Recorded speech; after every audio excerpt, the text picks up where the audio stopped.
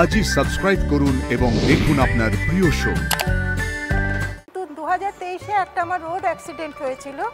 আমি হাওড়া কদমতলা থেকে এসেছি। নমস্কার, শুভ সন্ধ্যা। ছোটবেলায় সকাল শুরু হতো মায়ের ডাকে ঘুম ভাঙা থেকে, আর দিন শেষ হতো মায়ের কাছে গল্প শুনতে শুনতে। এখন মেয়ে বড় হয়েছে, বদলেছে সময়। শুধু বদলায়নি মা মেয়ের একে অপরের প্রতি ভরসা, ভালোবাসা। মেয়ে জানে জীবনে ঝড়ঝাপটা যাই আসুক না কেন, মায়ের মতন আগলে রাখতে কেউ পারে না। 2023 সালের পর বুলবুল দিয়ে এমন কিছু একটা ঘটেছিল যে অহনা মার জায়গা নিয়ে নিয়েছে আপনার। হ্যাঁ। কি হয়েছিল দিদি? আমার রোড অ্যাক্সিডেন্ট, আমার ফিমার বোন একেবারে ফ্র্যাকচার, গুঁড়ো হয়ে গেছিল অটো ধাক্কাতে। সুস্থ শরীরে ফিরে আমার বাড়ি তো সুলেখার ওখানে নামতে হবে। ওখানে অটো এমনভাবে ব্যাক গিয়ার দিল, আমাকে একদম ফেলে দিল। আমি এসছি বাড়িতে, এসে দেখছি বাড়ির সামনে অটো দাঁড়িয়ে আছে। আমার মা সমানে বলছেন আপনি কি সর্বনাশ করলেন আমার। আমি তাকিয়ে দেখছি আমার মা দাঁড়াতে পারছেন না, অটোর রডটা ধরে। ওনার এত মনের জোর, মেন্টাল স্ট্যামিনা, আমারই দিকে তাকিয়ে হয়তো উনি সমান ওই অটোটা ধরে দাঁড়ানোর চেষ্টা করছে। আর আমাকে বলছেন, উনি আমার চিকন বলে ডাকেন, সমানে বলছেন চিকন আমার কিছু হয়নি, কিছু হয়নি বলে উনি সমানে দাঁড়িয়ে থাকার চেষ্টা করছেন। কিন্তু আমার যা বোঝার আমি তো বুঝে গেছি। আমি মাকে বসতে বললাম যে হ্যাঁ তোমার ফিমার বোন কিছু একটা সমস্যা হয়েছে। তো সেখান থেকে আমি তারপরে ফার্স্ট লড়াইটা আমার শুরু হয়। আমি মাকে অ্যাম্বুলেন্স জোগাড় করি, আমি একাই ভর্তি করাই বাঙ্গরে। সেখান থেকেই আমার লড়াই শুরু। প্রায় 10 দিন মা হসপিটালাইজ ছিলেন। মাকে সুস্থ করার আমার আপ্রাণ চেষ্টা করেছি। মার অপারেশন হলো। এখন কেমন আছেন বুলবুল দি? এখন ভালো আছে। তাহলে বুলবুল দি পরিবারে শুধু আপনি আর আপনার মেয়ে? হ্যাঁ। আর কেউ নেই? না, এই 14 বছর বয়স, ঠিক টেস্টের ও সাউথ পয়েন্টে পড়তো। টেস্টের 20 দিন আগে ওর বাবা চলে যায়। এবার ক্লাস 8-এ যখন আমি পড়ি, ক্লাস 8 থেকে অ্যাকচুয়ালি বাড়াবাড়িটা শুরু হয়। তো বারবার হসপিটালে যাওয়া আসা, ভর্তি করা। তো বাবাকে আমি ক্লাস 8 থেকে বাড়িতে পাইনি বলতে গেলে। তো তখন থেকেই আমার আর মার লড়াইটা ইনাবে শুরু হয়ে যায়। তো তারপরে তো বাবা চলে গেলেন। খুব ভালো আপনি ভালো থাকবেন, আপনি সাবধানে থাকবেন বুলবুল দি। শ্রাবন্তী দি একটাই মেয়ে? হ্যাঁ দিদি, আমার একটি মাত্র মেয়ে। তাহলে খুব আদরের, এবং তাকে ডাক্তার বানিয়েছেন মানে প্রচুর তার পেছনে পরিশ্রম করতে হয়েছে। একদম। তো যখন ডাক্তারি হলো আর কি, ও প্রচুর পরিশ্রম করেছে। ও কনভেন্ট স্কুলে পড়তো, সুতরাং প্রচুর চাপ। আর ও খুব বাধ্য ছিল, ছোট থেকেই পড়াশোনার প্রতি ওর একটা নিজস্ব একটা চাহিদা ছিল। মানে প্রচুর চাহিদা ছিল। এক সময় এমন হয়েছে ও হোল নাইট পড়াশোনা করেছে। তো মধুরিমা কোন কলেজ থেকে পড়েছো মেডিকেল? আমার MBBS Murshidabad medical college and hospital. আর এমডি করে ওখানে একা থাকতে? হ্যাঁ, হস্টেলে থাকতাম ওখানে। আমার বাড়ি হাওড়াতে, যেহেতু অনেকটাই দূরে মুর্শিদাবাদে, তো ওখানেই থাকতে হতো হস্টেলে। আর এমডি করেছি বর্ধমান মেডিকেল কলেজ থেকে। তোমার এমনিতে এমডি কমপ্লিট? হ্যাঁ, এমডি এই বছরেই কমপ্লিট হলো আমার। কোথায় জয়েন করবে? এখন বর্ধমানেই আমাদের পোস্টিং আছে। Okay, all the best Madhurima. Thank you so much. ভালো থাকবেন শ্রাবন্তী দিদি। এবার আমরা খেলা শুরু করি। বরণী দি, মেয়ের সম্পর্কে একটু শুনি। আমার দুটি মেয়ে, একটি ছেলে, সবার বড়। আমি যেমন সাধারণ পরিবারে হয়, আমি হাউসওয়াইফ ছিলাম। যে করেই হোক কষ্ট করে ওকে মানুষ করেছি। লেখাপড়া গ্র্যাজুয়েশন করানোর পরে, কম্পিউটার শেখার পরে ও একটা চাকরি খুঁজে নিল দমদম এয়ারপোর্টে। কিন্তু 2001 সালে ওর বিয়ে দিলাম। আমরা দেখাশোনা করি বিয়ে দিয়েছি।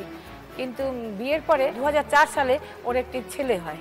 ছেলেটি আমরা বুঝতে পারিনি প্রথমে, খুবই সুন্দর দেখতে, খুবই সব সুস্থ সবভাবে দেখলাম।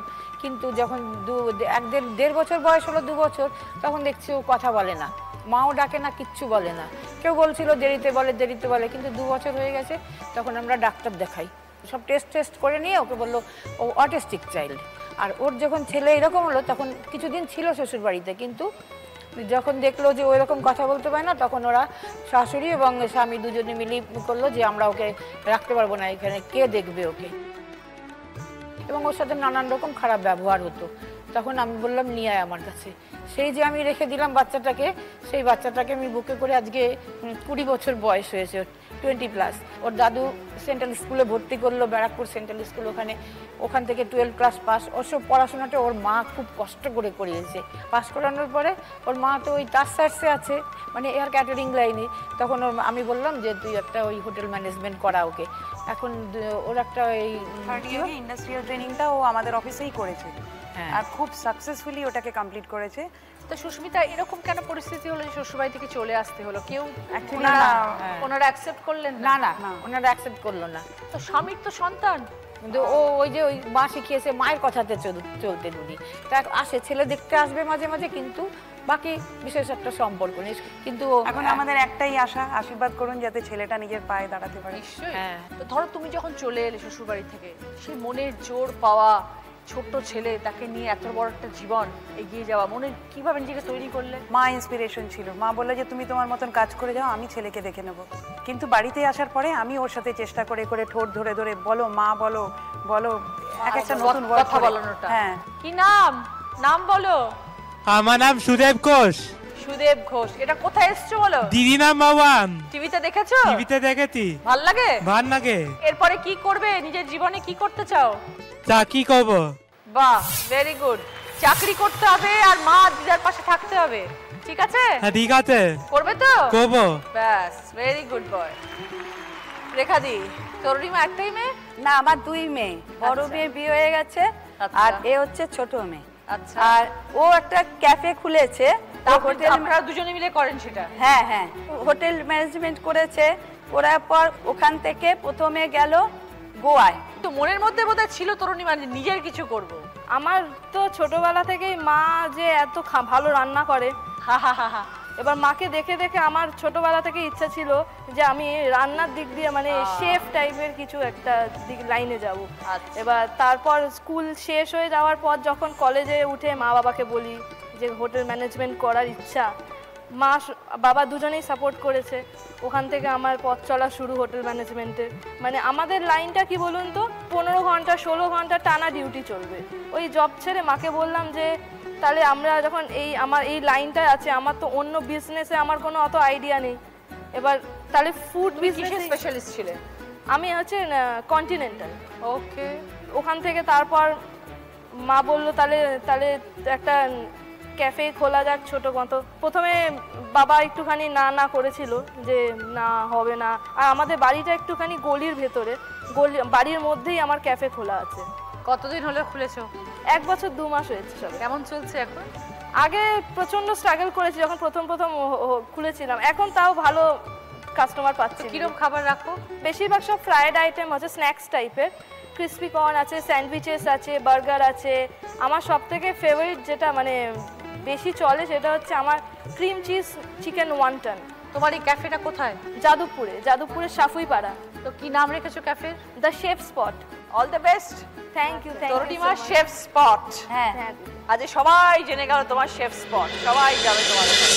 ছবিটা ক্লু, শূন্য স্থান পূরণ করতে হবে। এবার বলো মধুরিমা। বাঘের মাসি। শেষ প্রশ্নের উত্তর দিয়ে আজকে দিদি নাম্বার 1 মা মেয়ের জুটি হচ্ছেন শ্রাবন্তী রায়ের সঙ্গে ডক্টর মধুরিমা।